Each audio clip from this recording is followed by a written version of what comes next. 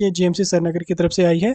इस वीडियो में मैं आपके साथ डिटेल में डिस्कस करूंगा। वीडियो आपके लिए काफ़ी ज़्यादा इंपॉर्टेंट है। वीडियो को पूरा एंड तक देख लेना, चैनल को भी सब्सक्राइब कर देना और टेलीग्राम ग्रुप हमारा ज्वाइन कर देना।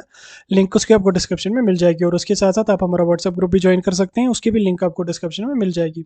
तो चलिए वीडियो को शुरू कर लेते हैं और देख लेते हैं यहाँ पे जीएमसी श्रीनगर की तरफ से जो रिक्रूटमेंट नोटिफिकेशन आई है उसके बारे में।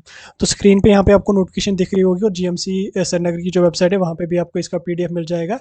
नहीं तो मैं टेलीग्राम ग्रुप में भी इस नोटिफिकेशन को फॉरवर्ड कर लूँगा। तो यहाँ पे स्क्रीन पे आपको नोटिफिकेशन दिख रही होगी। इसमें हम सबसे पहले बात करेंगे आपके जो ऑनलाइन एप्लीकेशन सबमिशन है उसके बारे में। तो जो आपका फॉर्म सबमिशन की डेट है वो यहाँ पे 28 अक्टूबर से लगना स्टार्ट हो चुके हैं और लास्ट डे जो आपको ऑनलाइन सबमिशन की है वो यहाँ पे 11 नवंबर यहाँ पे आपकी रहने वाली है कि आपके जो फॉर्म्स हैं वो ऑलरेडी लगना स्टार्ट हो चुके हैं 2 दिन पहले। लास्ट डेट जो आपकी रहेगी वो यहाँ पे 11 नवंबर आप लोगों के लिए रहने वाले हैं। तो इसमें यहाँ पे नोटिफिकेशन में अगर आप नीचे आके देख लोगे, online application forms are invited from the eligible candidates of UT Jammu and Kashmir, यानी कि जम्मू कश्मीर के ही कैंडिडेट जो वो इन पोस्टर्स के लिए यहाँ पे एलिजिबल हैं। और ये पोस्टर जो होंगे ये कॉन्ट्रेक्चुअल बेस पे यहाँ पे फिलअप होने वाली हैं 1 साल के लिए। उसके साथ साथ अगर आपकी परफॉर्मेंस वहाँ पे अच्छी रहती है तो उसको फिर से 3-4 महीने के लिए एक्सटेंड किया जाएगा। बहरहाल फिर इसका जो ओवरऑल आपका कॉन्ट्रैक्ट जो है वो 1 ईयर का आप लोगों का रहने वाला है। 1 साल तक आपको जॉब करनी पड़ेगी।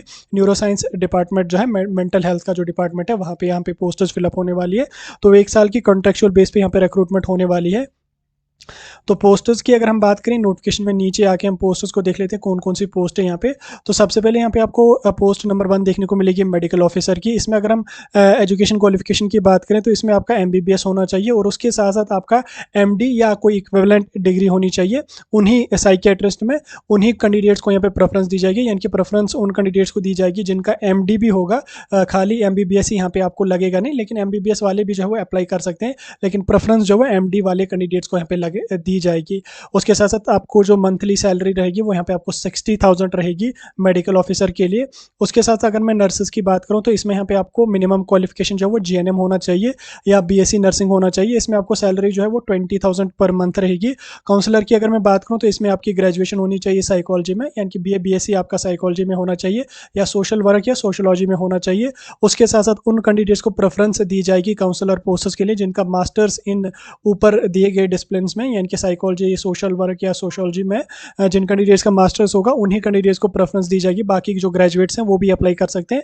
इसमें भी आपको जो सैलरी रहने वाली है वो 20,000 पर मंथ यहाँ पे रहने वाली है।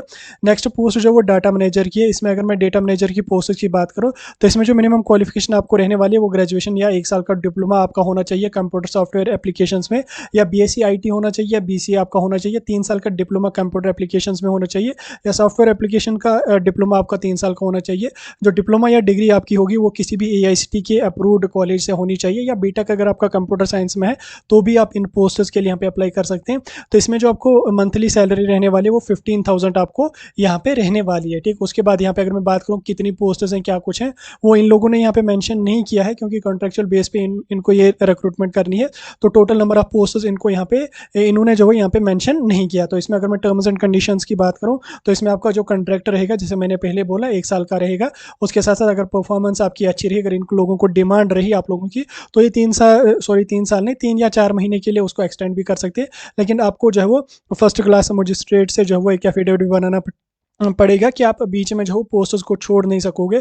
उसके साथ आपको टीएडी कुछ भी यहाँ पे आपको मिलने वाली नहीं है। जो आपकी सैलरी है वो यहाँ पे आपको रहेगी। उसी के साथ साथ यहाँ पे अगर आप नीचे कुछ कंडीशंस को भी देखोगे, इसमें जो आपको फॉर्म सबमिशन है वो यहाँ पे आपको ऑनलाइन ही सबमिट करना पड़ेगा, जिसकी डेट ऑलरेडी 28 अक्टूबर से लगना स्टार्ट हो चुका है और लास्ट डेट आपकी जो है वो 11 नवंबर रहने वाली। शाम के 4 बजे तक आप अप्लाई कर सकते हैं। अप्लाई आपको जीएमसी जो श्रीनगर हमारा है उसकी वेबसाइट पर आपको अप्लाई करना पड़ेगा, www.gmcs.edu.in। ये जीएमसी श्रीनगर वेबसाइट है। आपको इस पे जाके अपना फॉर्म सबमिट करना पड़ेगा और सेपरेटली पोस्ट्स के लिए आपको अप्लाई करना पड़ेगा। उसके साथ साथ आपको अपनी जो भी सर्टिफिकेट्स आपकी होंगी डिग्री की या डिप्लोमा की वो आपके पास सारे होने चाहिए। आपको फॉर्म जो है वो ऑनलाइन मोड में ही सबमिट करना है, ऑफलाइन मोड में आपका एक्सेप्ट नहीं किया जाएगा। जो आपकी फॉर्म सबमिशन की फ़ी है वो यहाँ पे आपको 200 नॉन रिफंडेबल पे करनी पड़ेगी। ऑनलाइन क्रेडिट डेबिट कार्ड या नेट बैंकिंग के जरिए आपको वो पे करनी पड़ेगी। सिर्फ 200 आपको फ़ी पे करनी पड़ेगी। उसके साथ साथ यहाँ पे आपको जो प्रिंट आउट एप्लीकेशन फॉर्म का है वो आपको जो वो फिर सबमिट नहीं करना है अभी। वो आपको जब ज्वाइनिंग आपकी हो जाएगी उस टाइम फिर आपको जब वो जब डॉक्यूमेंट वेरिफिकेशन आपकी होगी उस टाइम आपको वो सबमिट करना पड़ता है। बस आप इस बात का ख्याल रख लेना, जब आप अपना फॉर्म सबमिट करोगे उसमें आपका जो फ़ी का रिसिप्ट होगा उसका भी प्रिंट आउट अपने पास रख लेना, पीडीएफ निकलने जो वो सेव करके रख लेना और प्रिंट आउट भी उसका यहाँ पे निकाल के रख लेना। और उसके साथ साथ जो आप किसी भी पोस्ट के लिए अप्लाई करोगे उस फॉर्म का भी प्रिंट आउट आपके पास होना चाहिए। और उसके साथ साथ वो जब आपकी सिलेक्शन हो जाएगी आगे चल के वो उसमें डॉक्यूमेंट वेरिफिकेशन में आपको काम आ जाएगा।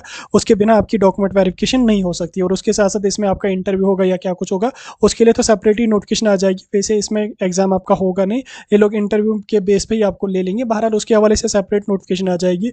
और उसके साथ साथ जब आप फॉर्म सबमिट करोगे उसमें आपको एक वैलिड ईमेल आईडी और मोबाइल नंबर डालना है, क्योंकि उसी पे आपको आगे चल के वेरिफिकेशन की मैसेजेस वगैरह आ जाएंगे।